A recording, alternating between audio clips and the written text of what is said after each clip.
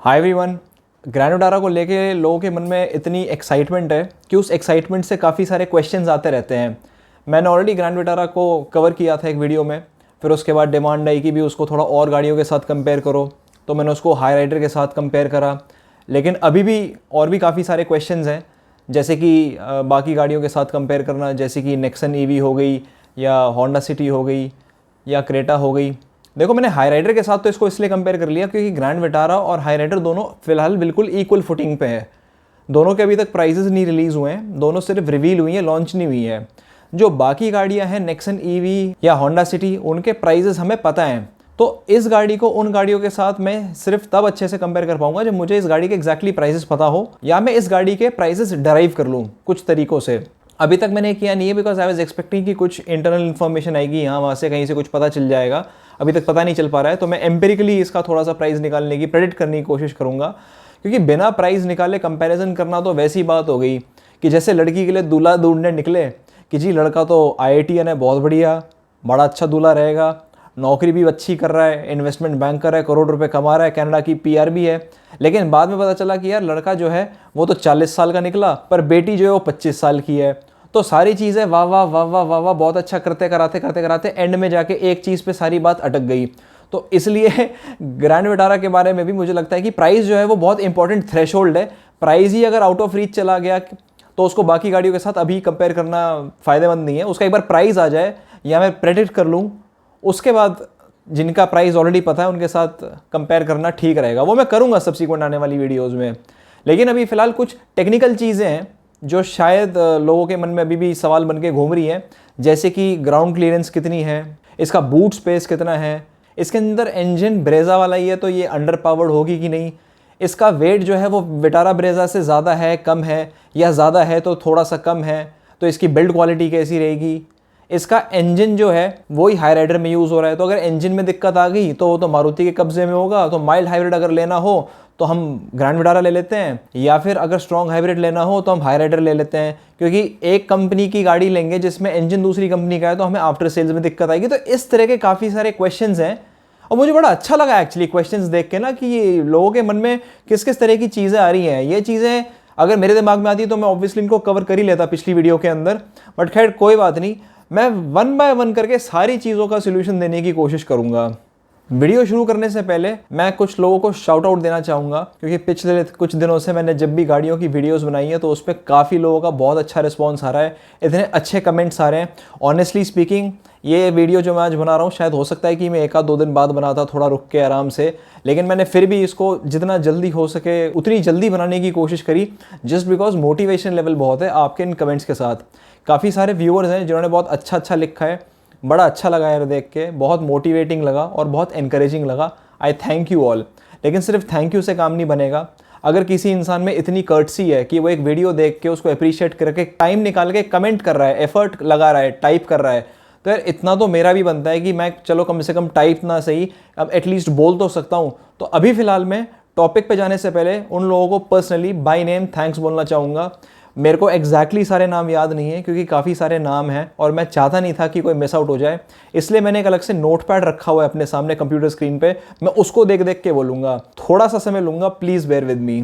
Thank you so much Ashish Gharai, Amit Sharma, treasure hunt, Akshay Chauhan, KP Babu, Nikhil Gupta, Jackson Akhtar, Vishal B, Prakash Patel, Ravinder Jaildar, LF, Anshul Sharma, Bhupesh, Raj Sharma, Mitesh Sharma, Khalsa ji, Venkat Sai Suhas, Harsh Gupta, Rashar Param, Ashish Dudeja, Govind Khatuwala, Kishore Hublikar, Mayank Shah, CS and Rajeev Kumar.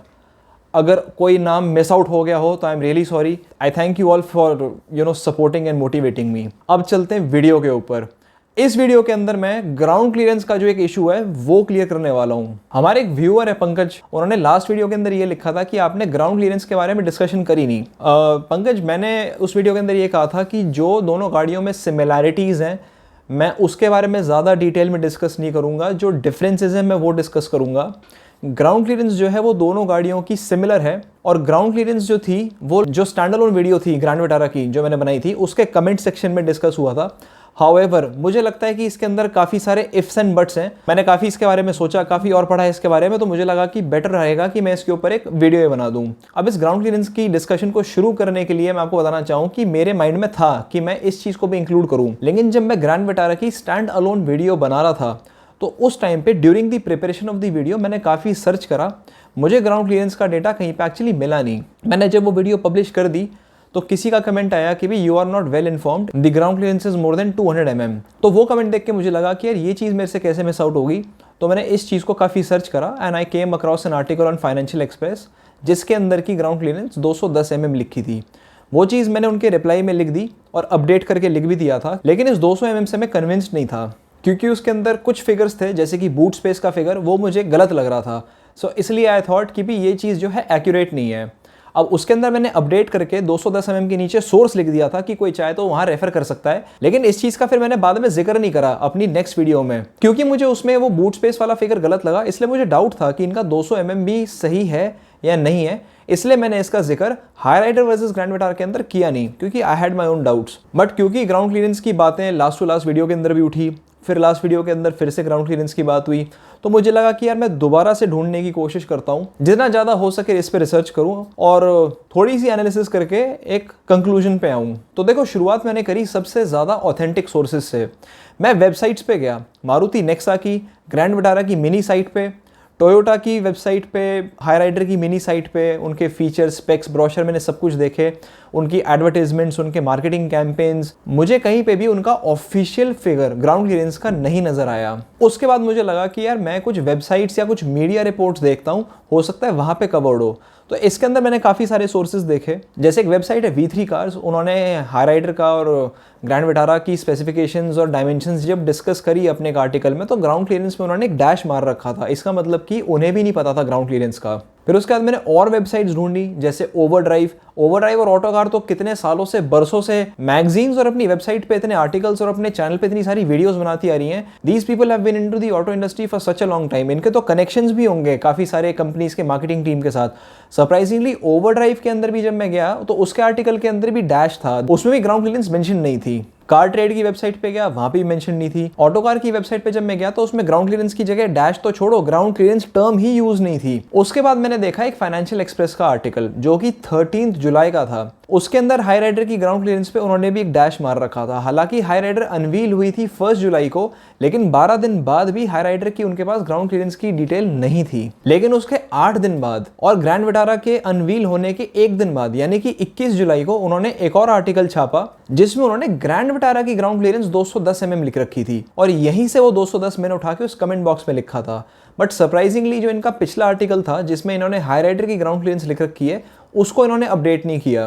अब इस financial express के 210 mm के figure से मैं अग्री, चलो बूट स्पेस की वजह से नहीं करता, वो तो एक बात है। एक चीज़ और है जो मेरे दिमाग में आई कि अगर इतनी अच्छी ग्राउंड क्लियरेंस किसी गाड़ी की होती है तो कार ब्रांड उसको दबा के मार्केट और एडवर्टाइज करता है, चीख चीख के उसको क्लेम करता है। जैसे कि मारुति सुजुकी बहुत दिनों से मैं देख रहा हूँ अपनी वेबसाइट पे और अपने इंस्टाग्राम पे, अपने टीजर्स में, अपनी यूट्यूब वीडियोस में पैनोरामिक सनरूफ के ऊपर बहुत फोकस कर रही है। उसके ऊपर दबादब टीजर आए जा रहे हैं। जो एक वीडियो होती है उसमें पैनोरामिक सनरूफ जरूर दिखाया जाता है, वो 3 पॉड LED हेडलैम्प जरूर दिखाए जाते हैं। इन चीज़ों पर बहुत ध्यान है। रिसेंटली अनवील होने के बाद माइलेज को काफ़ी प्रोजेक्ट किया कि 27.97 kpl है, तो माइलेज को, सनरूफ को और उसके LED हेडलैम्प्स को इतना उछाल के मार्केट किया जा रहा है, हर जगह उसकी बातचीत चल रही है। लेकिन ग्राउंड क्लियरेंस की बात क्यों नहीं करी अगर सच में ही 210 mm है तो? और वो भी ऐसी गाड़ी जिसके अंदर की all wheel drive option available है। जिस गाड़ी के अंदर ऑल व्हील ड्राइव दे रहे हो, जिसके अंदर ऑल टेरेन कैपेबिलिटी दे रहे हो, उसके अंदर तो आपको बोलना चाहिए कि इसकी ग्राउंड क्लियरेंस जो है वो अपने कंपटीटर्स से बहुत अच्छी है। आप इसके अंदर थोड़ी सी माइल्ड ऑफ रोडिंग भी कर सकते हो। अब अगर आप लोगों में एग्जाम्पल्स दूं कि क्या ऐसी कंपनीज हैं, क्या ऐसे ब्रांड्स हैं जो ग्राउंड क्लियरेंस को एडवर्टाइज करते हैं? हाँ, बिल्कुल करते हैं। अभी निसान किक्स का एग्जांपल ले लो। निसान किक्स की इंडिया की वेबसाइट पर अगर आप जाओगे तो 210 mm ग्राउंड क्लियरेंस उन्होंने काफी क्लियरली लिखी हुई है। इनफैक्ट निसान वालों ने तो अपने यूट्यूब चैनल के ऊपर फुल मार्केटिंग एड, अपनी वीडियो बना रखी है इस चीज के ऊपर। दिखाता हूँ। Seat for yourself. Oh, that was quite comfortable. Yeah, badass potholes and waterlogged roads, they're no match for our high ground clearance. That's how intelligence makes the difference. सिर्फ यही नहीं, एक और वीडियो है, वो भी देख लो। Know your SUV in terms of ground clearance.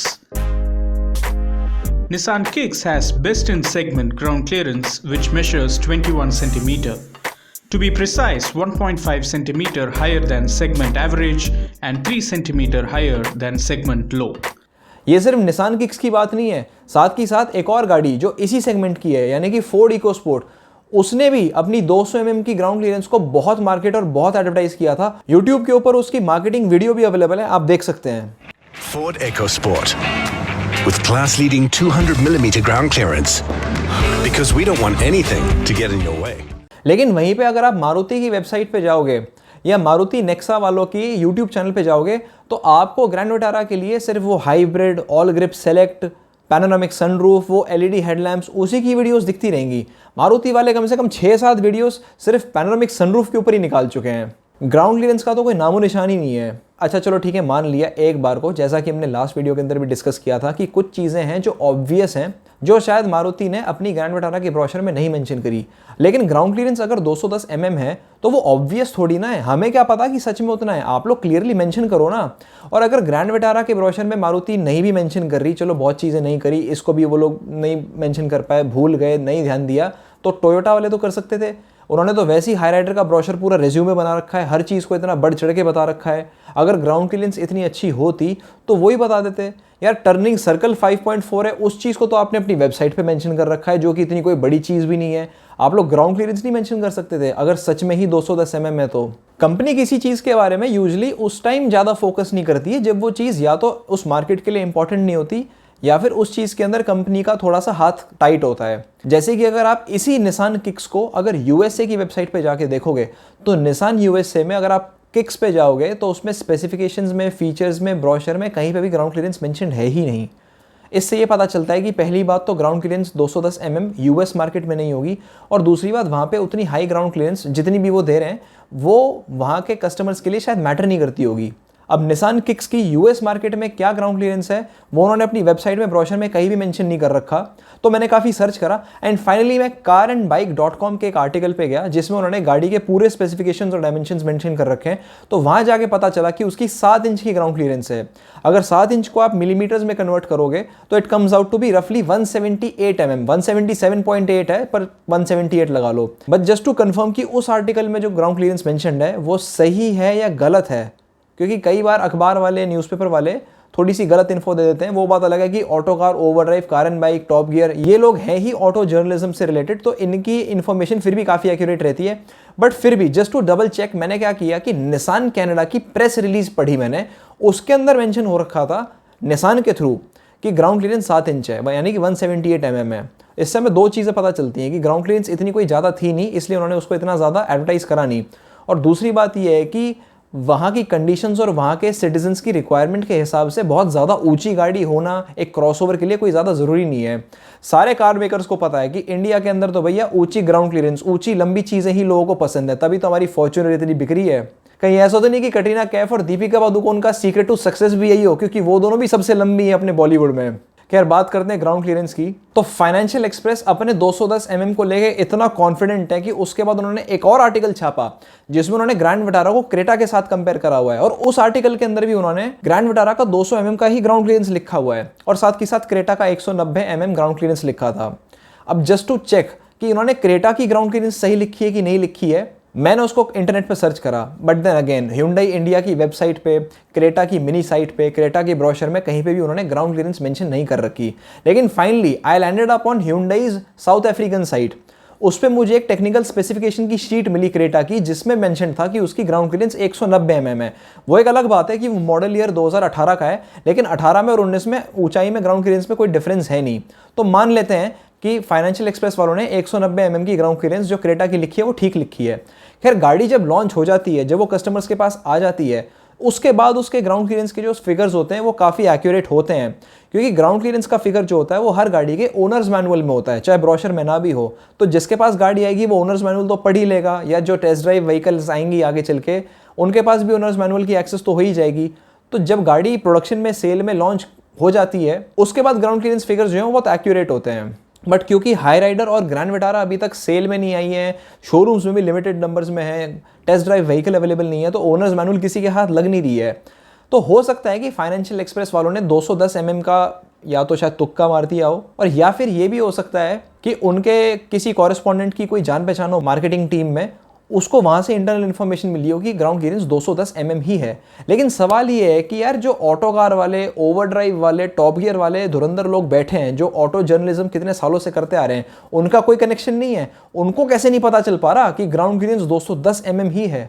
और अगर है भी तो फाइनेंशियल एक्सप्रेस ने अपने हाई राइडर वाले आर्टिकल में क्यों नहीं लिखा कि वो 210 mm है? खैर, हम क्या करते हैं कि अपनी तरफ से डिड्यूस करने की कोशिश करते हैं कि ग्राउंड क्लियरेंस कितनी हो सकती है। तो मैंने क्या किया, मैंने गूगल सर्च करा Maruti Brezza ground clearance, and Google search करती पहला आर्टिकल आ गया मारुति सुजुकी वेबसाइट का, जिसमें उन्होंने 200 mm की ग्राउंड क्लियरेंस मेंशन करी हुई है। फनी थिंग इज कि सर्च रिजल्ट जो आया उसकी जो हेडलाइन है उसमें तो 200 mm मेंशन्ड है, लेकिन जब मैंने उस पर क्लिक करा और मैं वेबसाइट पे गया और मैंने पूरी की पूरी ब्रेजा के बारे में सारा स्पेसिफिकेशंस, फीचर सब कुछ पढ़े, वहाँ कहीं भी 200 mm मेंशन नहीं था। उसका ब्रोशर डाउनलोड करा, वहाँ भी मेंशन नहीं था। लेकिन खैर, गूगल अगर रिजल्ट दे रहा है तो उसने कहीं ना कहीं वो चीज़ रीड करी होगी बैकएंड में, जिससे वो 200 mm बता रहा है। शायद वो वेबसाइट में पता नहीं विजिबल क्यों नहीं थी, बट मान के चलते हैं कि ब्रेजा की ग्राउंड क्लियरेंस 200 mm ही है।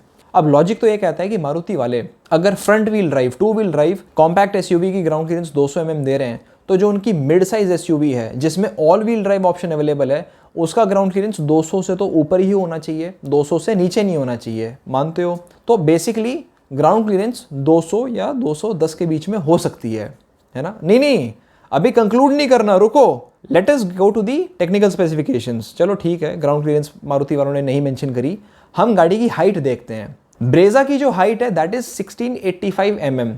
काफ़ी सारे मीडिया रिपोर्ट्स थे जिन्होंने ये कहा था कि ये 1685 सिर्फ उसके रूफ रेल्स की वजह से है, क्योंकि उसके रूफ रेल्स काफ़ी ऊंचे हैं। अगर आप रूफ रेल्स हटा दो तो गाड़ी की जो हाइट है वो पिछली ब्रेजा यानी कि 1640 mm ही है। चलो ठीक है, रूफ रेल्स को हटा देते हैं, 1640 mm हाइट लेते हैं पुरानी ब्रेजा वाली। अब बात करते हैं ग्रैंड विटारा की। तो ब्रोशर के हिसाब से इसकी हाइट है 1645 millimetres. Roof rail grand Vitara में भी है, लेकिन अगर आप ब्रेजा को देखो और ग्रैंड विटारा को देखो तो दोनों की रूफ रेल्स में थोड़ा सा डिफरेंस है, they are not the same. Brezza के जो रूफ रेल्स है वो काफ़ी ऊंचे हैं, आप उनको ऐसे पकड़ सकते हो, लेकिन ग्रैंड विटारा के जो रूफ रेल्स है वो बिल्कुल छत की बॉडी के साथ चिपके हुए हैं एंड उतने ऊंचे नहीं है, थोड़े से नीचे ही हैं। इनफैक्ट अगर आप बिल्कुल साइड प्रोफाइल देखो तो पता भी नहीं चलता कि रूफ रेल है भी कि नहीं भी है, अनलेस आप बिल्कुल पास से जाके देखो। तो मैं 1645 की जगह 1640 ही रखता हूँ। रूफ रेल्स बहुत छोटे हैं तो उनकी भी हाइट हटा देते हैं, एंड लेट अस अज्यूम कि ब्रेजा और ग्रैंड विटारा दोनों की हाइट 1640 मिलीमीटर्स है।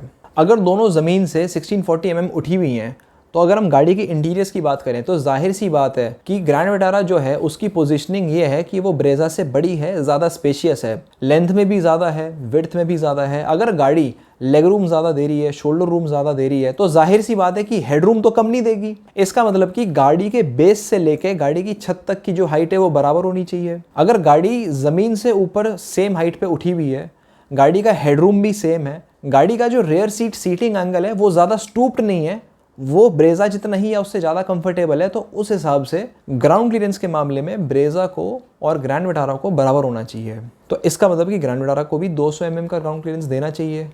अभी रुको, अभी कंक्लूड नहीं करना, there is a catch. Catch ये है कि ब्रेजा का जो व्हील साइज़ है वो 16 इंच है और ग्रैंड विटारा का जो व्हील साइज़ है वो 17 इंच है। अगर मैं टायर्स की बात करूँ तो प्रोफाइल 215/60 है, इसका मतलब कि जो ट्रेड की थिकनेस है वो तो सेम है। तो पूरे के पूरे व्हील साइज़ में जो डिफरेंस आएगा वो रिम या अलॉय व्हील की वजह से आएगा, वो टायर की वजह से नहीं आएगा। अगर मैं ब्रेजा पे 16 इंच के पहिए हटा के 17 इंच के पहिए लगा दूँ तो क्या होगा? व्हील जो है वो 1 इंच ज़्यादा है, डायमीटर 1 इंच ज़्यादा है। अगर डायमीटर 1 इंच ज़्यादा है इसका मतलब कि रेडियस आधा इंच ज़्यादा है। इसका मतलब कि जो सेंटर पॉइंट है हब का, वहाँ से लेके ज़मीन तक का जो डिस्टेंस है वो आधा इंच ज़्यादा है। इसका मतलब कि ब्रेजा आधा इंच ऊपर उठनी चाहिए, राइट। लेकिन ग्रैंड विटारा के अंदर जब 17 इंच के पहिए डलते हैं तो वो आधा इंच ऊपर नहीं उठती, उसकी हाइट ब्रेजा के बराबर है। आप समझ रहे हो? अगर हब से वो उठ रही है लेकिन हाइट बराबर है, इसका मतलब कि ग्राउंड क्लियरेंस कम है, इसका मतलब कि ग्राउंड क्लियरेंस आधा इंच कम है। अब 1 इंच के अंदर 25.4 मिलीमीटर्स होते हैं। अगर मैं 200 mm में से आधा इंच माइनस कर दूं तो ग्राउंड क्लियरेंस आती है 187.3 मिलीमीटर्स। सो इस कैलकुलेशन के हिसाब से ग्रैंड विटारा की जो ग्राउंड क्लियरेंस है ना वो 210 है, ना वो 200 है, ना वो 190 है, वो 187.3 है। क्रेटा की जो है वो 190 mm है, तो काफ़ी क्लोज है, सिर्फ 2.7 मिलीमीटर्स का फ़र्क है। जो नई स्कॉर्पियो एन आई है उसकी ग्राउंड क्लियरेंस भी 187 mm है। तो ग्रैंड विटारा की या हाई राइडर की ऐसी कोई बहुत ज़्यादा एक्सेप्शनल 200 से ज़्यादा ग्राउंड क्लियरेंस मुझे लग नहीं रही है, जैसा गेम ने कैलकुलेट करा है उस हिसाब से, क्योंकि मुझे पहले से ही थोड़ा डाउट सा था कि यार अगर 200 से ऊपर होता तो थोड़ा तो ये लोग उसको प्रोजेक्ट करते, मार्केटिंग करते उस चीज़ की।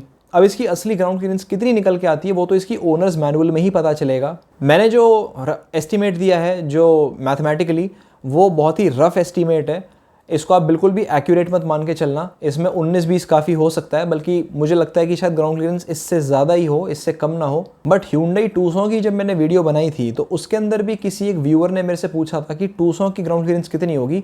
मैंने उसके ऊपर भी काफ़ी सर्च करा था। इंडियन मार्केट में Hyundai की वेबसाइट पे और Tucson की मिनी साइट पे मुझे कहीं भी ग्राउंड क्लियरेंस का कोई फिगर नहीं मिला। मुझे कहीं पे किसी आर्टिकल में, किसी न्यूज़ आर्टिकल में कुछ भी नहीं मिला। फाइनली मैंने US जो Hyundai Tucson है उसका पता किया सर्च करके, तो उसका 181 mm था। तो ये जो क्रॉसओवर टाइप व्हीकल्स होती हैं ये फुल ब्लोन SUVs नहीं होती, इसलिए इनकी ग्राउंड क्लियरेंस वो 200, 210 वाली, 220 वाली कैटेगरी में नहीं होती। ये था मेरा थोड़ा सा ऑब्जर्वेशन और कैलकुलेशन ग्राउंड क्लियरेंस को लेके।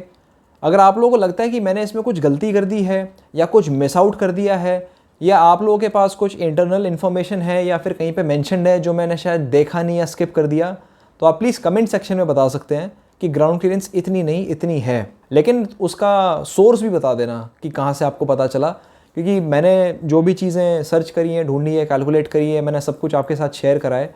तो अगर इसमें से कुछ भी गलत है या कुछ बेटर इन्फॉर्मेशन या कोई बेटर कैलकुलेशन है तो एक बार मेंशन कर देना कि वो कैसे है। सो ये था मेरी तरफ से आपको एक अपडेट ग्राउंड क्लियरेंस का। आई होप आपको ये वीडियो इन्फॉर्मेटिव लगी हो। बाकी और जो एस्पेक्ट्स हैं वो मैं फर्दर वीडियोज़ में डिस्कस करूँगा। अभी के लिए सिर्फ इतना ही। बाय।